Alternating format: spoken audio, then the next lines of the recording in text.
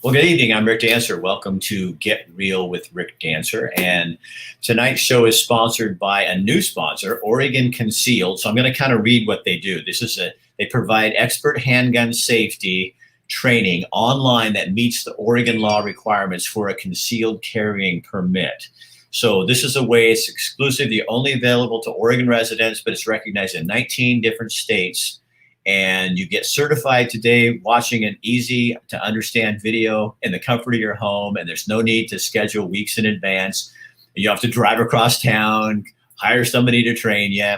This training certificate's required as part of your concealed weapons permit or concealed carrying permit. So Oregon Concealed is a place online you can go and get that training that you need. And it's local. So it's right here out of Eugene, Oregon.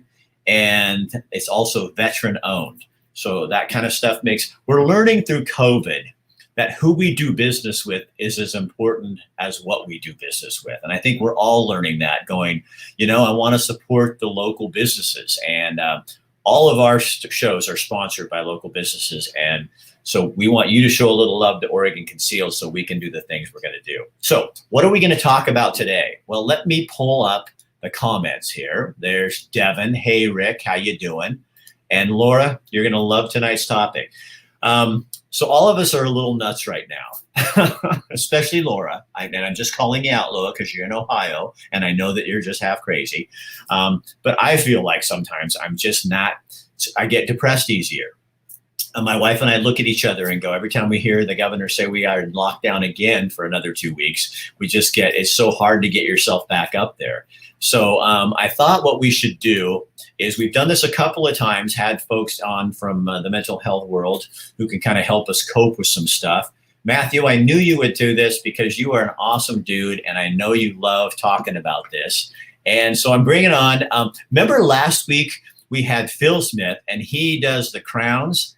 We had a show with the crowns. Well, when I talked to Phil, he was telling me, Rick, my wife is a counselor in town. And I went, let's get her on. I called Oregon Concealed, said, hey, you guys want to sponsor a show? And there she is. Hey, hi, everybody. So Jill, I did this test 2 years ago. I instructed, you did the test at Oregon Concealed? Good. I'm glad you did that. So Jill, talk to me about I don't even know where to start, but I just know that it's so much harder to get my attitude in check sometimes because I am being controlled by forces that I don't agree with. Yeah. Isn't that hard when everything around you is just telling you what you have to do, but you don't want to do that. You want to do your own thing.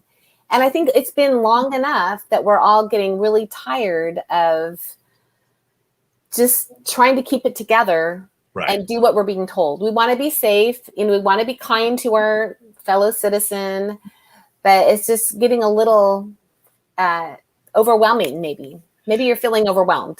I hear parents saying that their kids, 10-year-old kids, they're coming home from school and their kids are crying.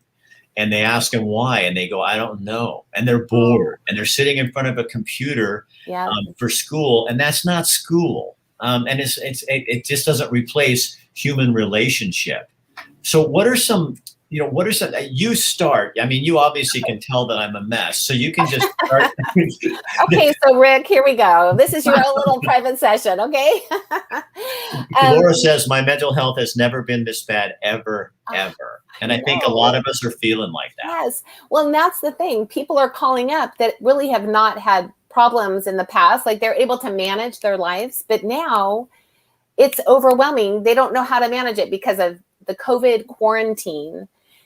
So it's really the quarantine that's really got us down. And I feel like it's easy to say, COVID's done this to us. No, it's the quarantine. It's the reaction to COVID. That's what I like to call it. It's how we've reacted in quarantine, lockdowns, all that kind of stuff. That we're not a people we're not a people that's used to being told to your marching orders. And you can do that for a month, but I don't think any of us ever believed it was going to go on for this long.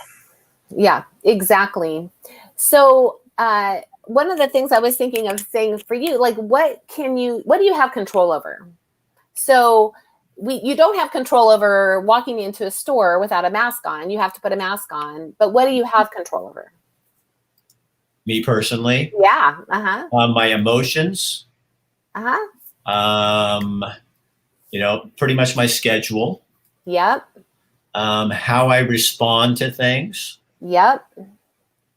And you know what I told my wife the other day? I don't want to get emotional here, but my favorite, the one time in the day when I don't feel like someone is watching me about my mask or checking me out or seeing what I'm doing is when I walk in my door and I shut the door and it's just me and Kathy and she's got dinner cooking and we have a beer and it's just us and I can control that little world right there. That's right. And that's so good. So all those things you just said, those are things you have control over. Right. And I think like our emotions, we don't really have control of our emotions because we can feel angry about how people were telling us to wear our mask or, our emotions tell us how we're feeling, but we do have control on how we respond to our emotions. Oh, okay. Okay. Yeah. And so like, even like, going into the store, every single time, I still forget to wear my mask, and it's like, okay, I have to go get my mask, put it on, but it's like, we're being programmed. I guess that's the thing that's really hard. Like we're being forced to do something that we don't really want to do. Right. And for people, I think what sometimes happens, and I'm not blaming anyone, I'm just saying for people that really are afraid and which is okay, I get criticized for that, but people who are really afraid, then they think, well, this is what we have to do. They're still getting depressed, but they're buying into it. For people like myself who see it a little bit differently, it's even harder because it's like I'm being forced to do something I disagree with, and I still have to do it because culturally I will have my ass spanked if I don't do it. And there is a frustration that goes along with that you cannot describe or feel if you're not in this area. Right. And I've just given out a lot of information that I probably shouldn't, but I do because that's why it's called Get Real. But go ahead. And we're going to get real right now. So one of the things I feel like is, a lot of people are being isolated, feeling isolated. They're in their house, they're working at home, their kids are at home. They're not getting out. I mean, just people like to go grocery shopping now because at least there's other people around. Right. I actually walked over to the mall and, it was just nice to walk around the mall, except that there's a lot of stores closed and that's depressing. Right. Because, it's what's happening with our economy, but anyway, that's a whole nother subject. But I wanted to just say, like you said, we have control of our home. And so I feel like, invite some friends over. If you feel safe and they feel safe and you're all healthy, like I just feel like go through the regulations, have you had a cough lately? Are you all these things? No. Have you been social distancing? Yes. I mean, we're all doing what we're supposed to do. Have some friends over. Right. We need to interact socially. I feel like that is what's lacking right now. Do you think it's time for parents to get their kids on play dates and stuff like that with their children as well? Because if they aren't having symptoms, the numbers are coming down. And I know there's going to be people who disagree with this, but it's like, I think we have to start, as you just said. I had a friend stop by today and it was the most weird thing because I was a little uncomfortable and not because I'm afraid or anything like that, but it was like, I am literally not used to having people around. And that bothers me that I'm having to re-engage in that. Yeah. Yep. It's so true. And so I think, everybody has to go on their own comfort zone. And obviously we want to still support what we're being told we have to do, be safe. But I think really it's just call somebody, FaceTime, Zoom, but really it's that in-person type of getting together. So what do you do for a kid? Like you have a 10 or 12-year-old child and you come home and they're crying or they're a bit upset. I mean, as a parent, you're frustrated too. And so what are some questions you could ask that kid to help them work through what's going on? I mean, I don't know. Do you have any ideas? Yeah. So, I mean, a lot of times kids don't really know what they're feeling. So if you're the parent and you can kind of sense, hey, they're feeling sad, it looks like you're really feeling sad, then they say, yeah, I'm so sad. I'm not able to play with my friend. I'm so sad. So then but it's like just giving empathy, really. It's loving your child, giving them a hug. Hey, let's see if your friend can come on over. Maybe they can come over for a play date, And obviously it's up to the families. Have you been safe? Yeah, everybody's locked down. I mean, if you're not going anywhere, you're really safe. So, so what can we do for each other instead of, it sounds kind of cliche, I guess, but I was telling you, I came home last night and here on a page in my neighborhood, I have someone taking a picture of a car that passed them in an illegal way and is putting it out. And of course, being as quiet and gentle as I am, I wasn't exactly graceful, but I went on and said, are we really to the point where we're going to start posting people's cars who pass us on the internet to report them? And I'm looking at friends that I have that have businesses that are getting people reporting them for things that because somebody's mask slipped, their nose or something. And it's like, God, people, we can't do this to one another, and there has to be a point where we're starting to give each other a little grace to kind of come back into the community a little bit. Mm-hmm. Exactly. And I think it's that grace piece that's really helpful. We're trying to work the best we can with each other. And I think everybody comes from really different viewpoints, different places on the spectrum. Yeah. Somebody says, how do you have people over when people are afraid? Well, people that are afraid are probably not going to come over. Right. We've actually gotten together with 2 other couples and we've done a Zoom appetizer party and we just talk. That's kind of cool. So you're at your home and you guys have it.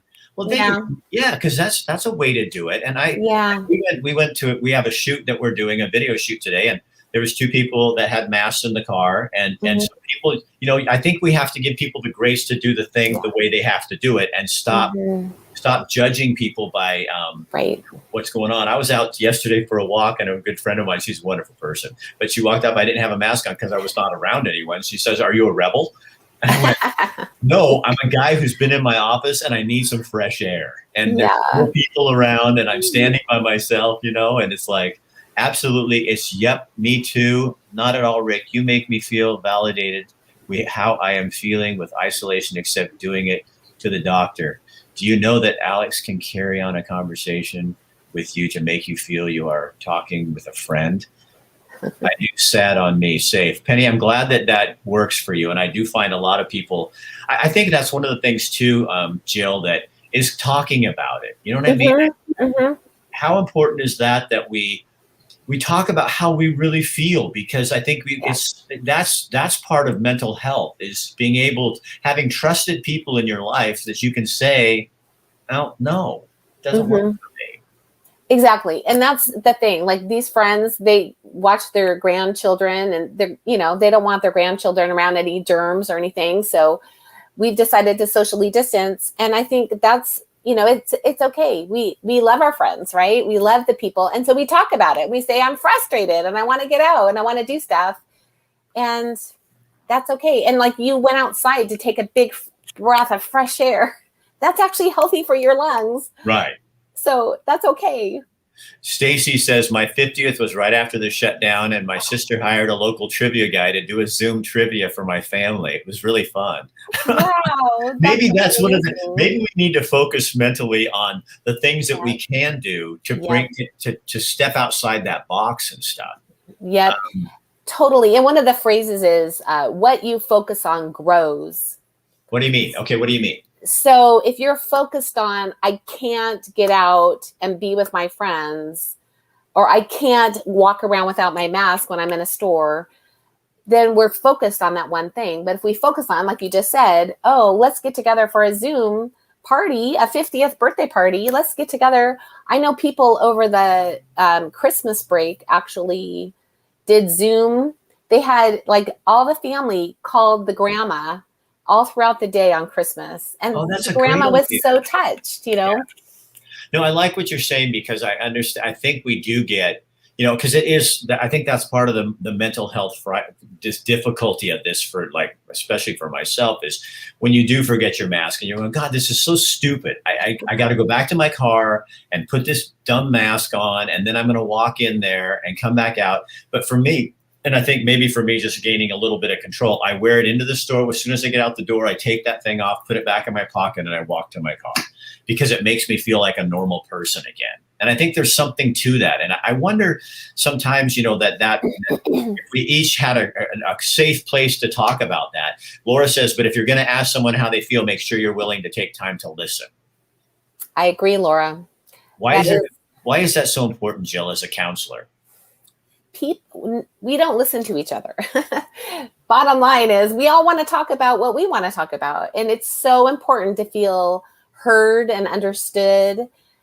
We're desperate just for people to listen to how we're doing. And, there's a lot of therapeutic things that help your brain by just speaking things out. So it's really helpful if you can talk to somebody. The other thing that my business coach told me is doing the breathing, like breathing in for 4 seconds, holding it for 4 seconds, releasing it for 4 seconds, and then holding it out for 4 seconds and then breathing in, and doing that like 4 or 5 times. Yeah. To just calm, and it does something in my brain. What is that? What's that all about? So oxygen, our brains need oxygen. Once we have oxygen, we can think logically. So it helps us to go into the front of our brain. So let's just do a breath, like breathe in and then out. And I do like 7 in, 7 out. And if you let it out like a big sigh, that's kind of like, it kind of lets all this pent up emotion out in your breath. But you do a couple big breaths, and now I have this oxygen in my brain. I can think logically.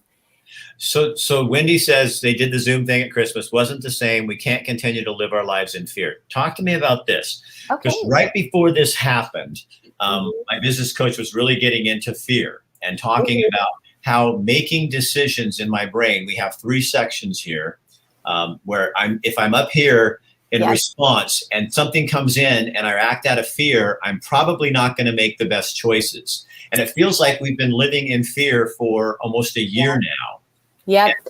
Yeah, that's so great. Okay, so the brain is 3 parts. The back part of your brain is called your reptilian brain, or it's the survival brain. Okay. And it is where the fight, flight, or freeze is. And so when we have fear, our question is, am I safe? And so whenever you are worried or scared, it's like, oh, I'm in that fight or flight. And then we ask ourselves, do I feel safe? And so everybody has to make up that decision for themselves. Right. So if you're not safe, like I actually have a lot of my clients, I say, are you safe right now? Like where you're sitting right now in your home or wherever you're at in your car. Yes, I'm safe right this minute. Okay. So you're safe. And that's really important because then that pushes you up to the middle part of your brain, which is called the emotional brain. The emotional brain is where we have a conversation in our head. Something happens and we go, oh my gosh, I can't believe I said that. Why did I say that? This whole conversation's going on. What stops that is connection with other people. So call somebody, hey, I just really need to talk. This thing happened and, oh, you're fine. Okay, great. So then once we've gotten out of our emotional brain, we have our logical brain. So you kind of, if something's wrong back here in your survival brain, that's going to take over everything. Right. So that's this fear that she's talking about. Like we're not in the emotional brain, we're not in the logical brain. We can't really make logical decisions because we're so scared. We're living in fear. So we're going to react to things and do things we probably wouldn't normally do, rather than put our heads together, which maybe that's what that means, is let that emotional and logical brain work together to come up with some kind of answer. Then when you seclude people, then you don't have that social interconnection.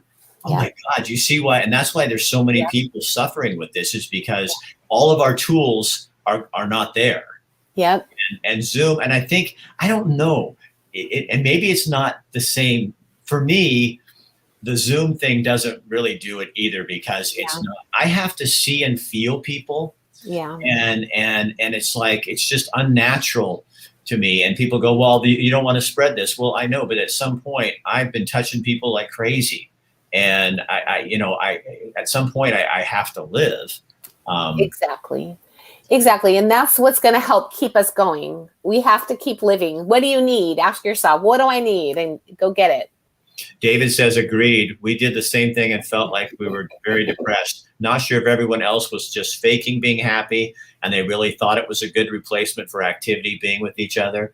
I think the other thing about the mask, I'm not being anti-mask, I'm just saying that the other thing that's difficult about the mask is it does hide, you don't see half as much of what I'm thinking, and all I see is fearful eyes on the top, and I don't see anything else that's coming and warming to me. You know what I mean? And I think that's another hard thing, is why people, I don't think people are as anti-mask as we are as a culture. Is just, we want relationship back, you know? And at some point, it has to come back. I needed this today. Stacy, I did too.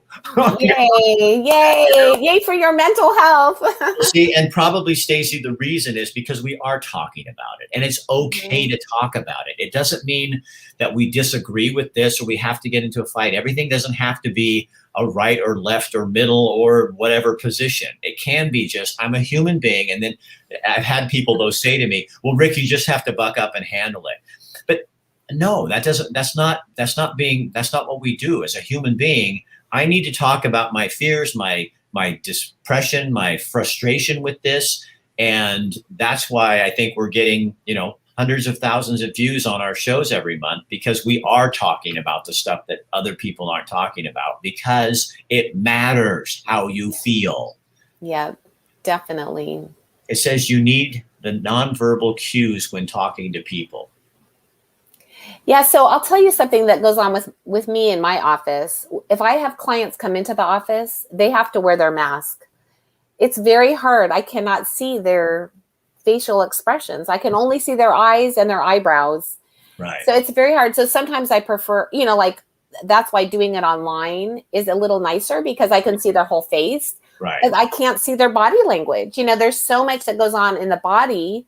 So if I was looking at my client here with a mask on, at least I can see, are they all tight and kind of curled up in a ball, or are they relaxed? You can tell a lot about how somebody's sitting. So Dana, my spin class teacher, brings up a positive. It hides her wrinkles. Yay. I love positivity. Yay. There are days when you think, you know what? It doesn't matter if my beard looks like crap. Who cares, And maybe I'll just put my mask on my head, and get it all over the whole thing. And Barbie says, yes. Agreed. Let's just talk about our fears and how we feel. You know what? Barbie, I think you have hit the nail on the head. And just by talking to you, Jill, this is kind of what I'm getting out of this. Yeah. I think that's what we need to start doing, is give people some grace. Yeah. Be able to be a pro or anti-masker, whatever you want to be, but let's just give people permission to express their feelings without going online and beating the holy shit out of them. Yeah.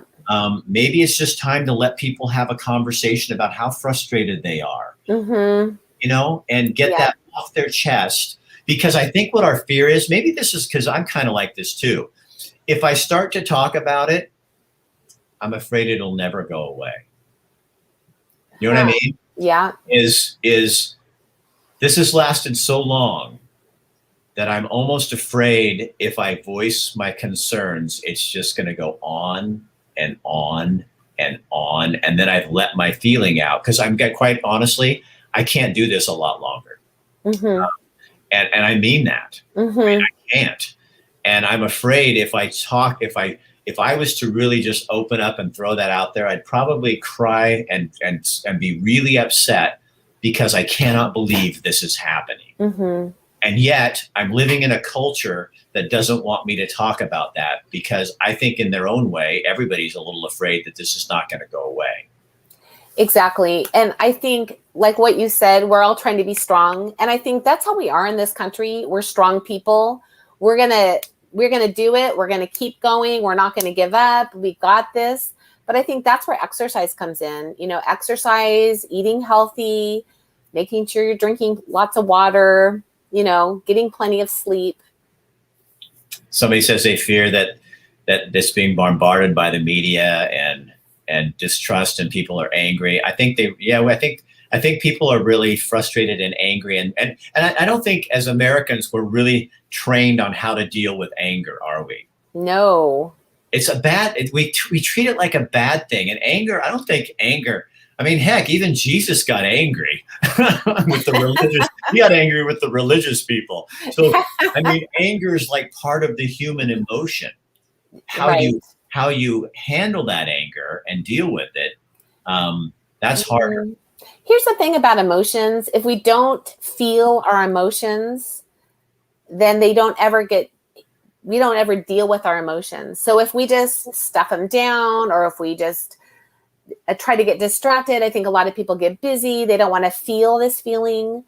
It doesn't go away. So like what we're doing right now, we're talking about it. We're letting us feel it. Yeah, I'm kind of feeling like this is terrible. Right. And yet talking about it helps me to be like, okay, I'm okay. I can handle it another week. I'm okay. Another month, you know? And don't you think it also it makes it so you realize you're not alone? Yeah. There's a lot of people out here who are in the same boat you are. Joni, I totally relate to you. She says, I'm in my 70s and I realized how much I need to read lips.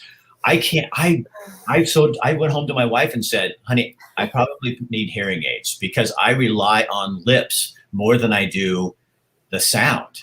And I'm really noticing that. Keyboard bullies. Yes, Laura, we know all about those people, don't we? Oh, Janice works with young adults with disabilities, and she can't tell you how depressed they are with the lack of personal socializing. Oh, I know. And then, so Janice, you know, it's so good though that you're working with them because you can ask them those questions and let them voice that concern. You know, are you having trouble with this? Is this bothering you?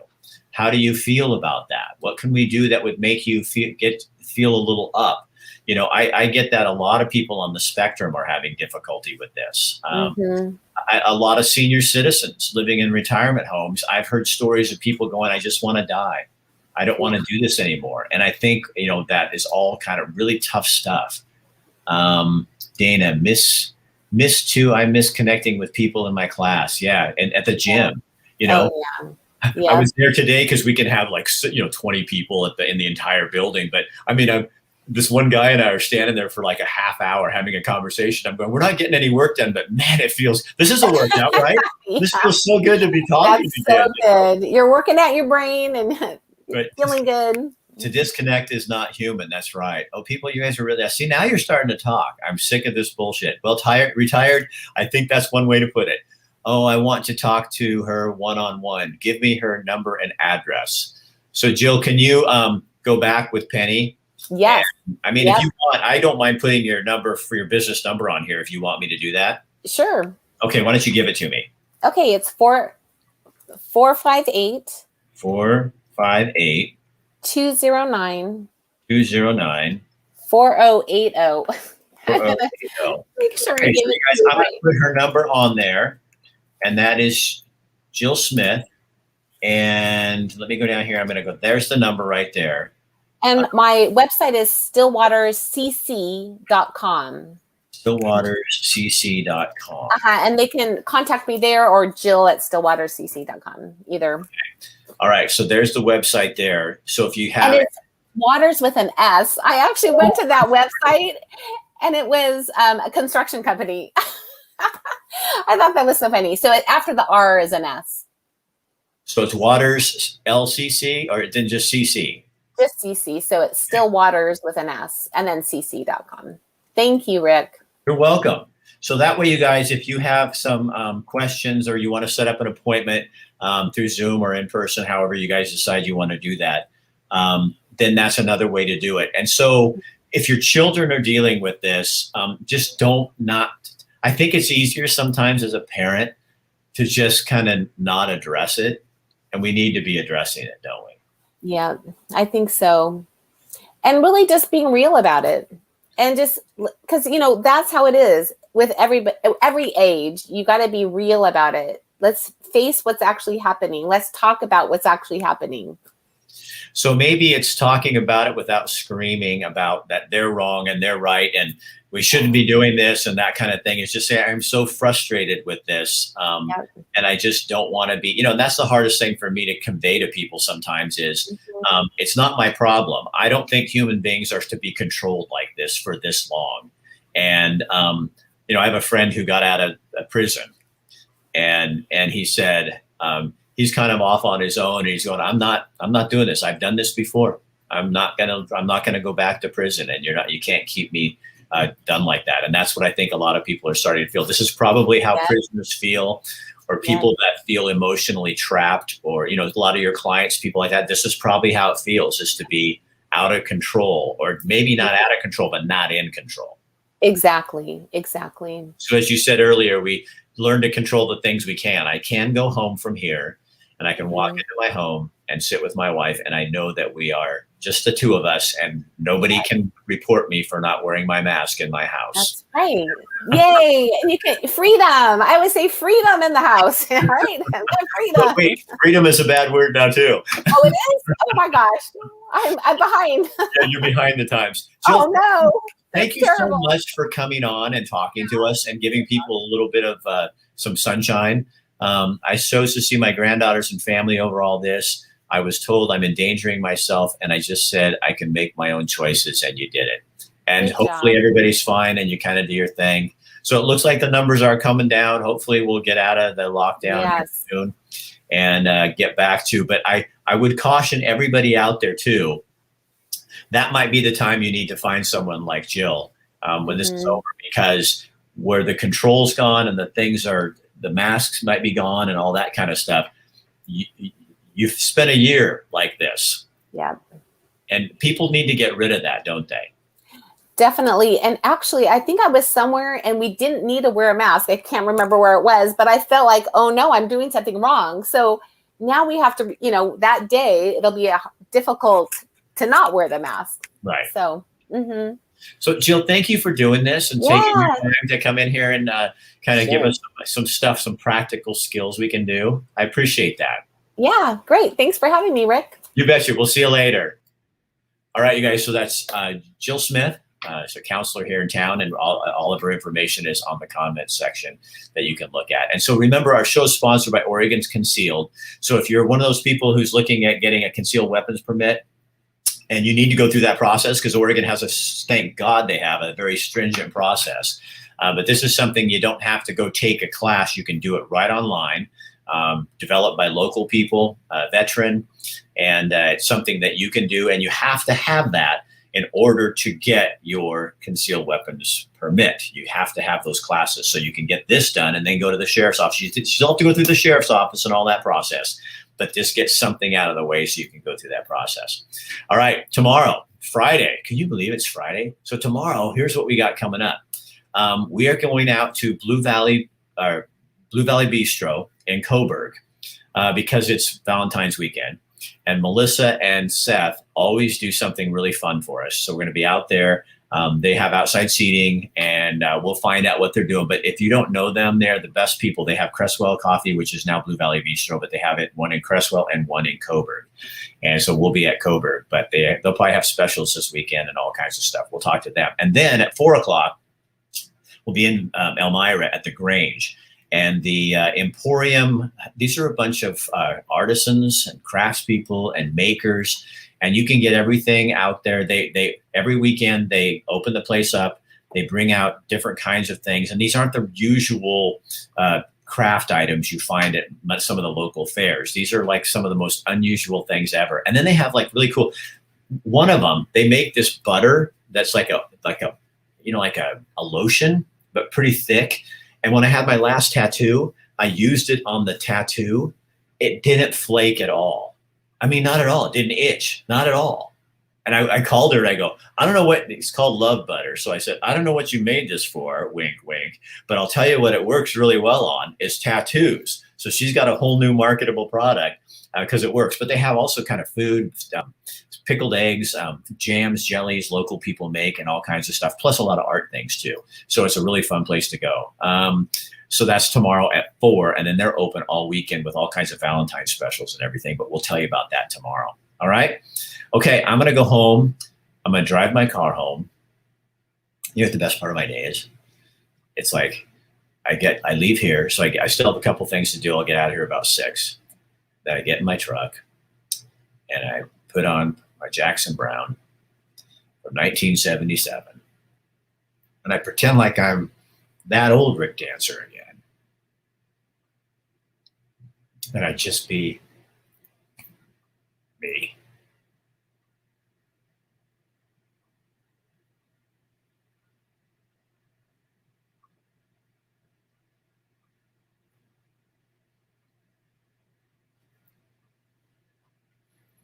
Then I get to my house, and I walk up to the door,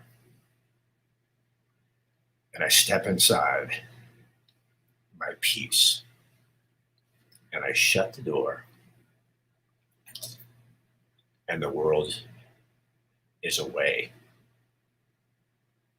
And my wife is standing at the kitchen making us dinner, and I have a beer with my wife, and my life is back.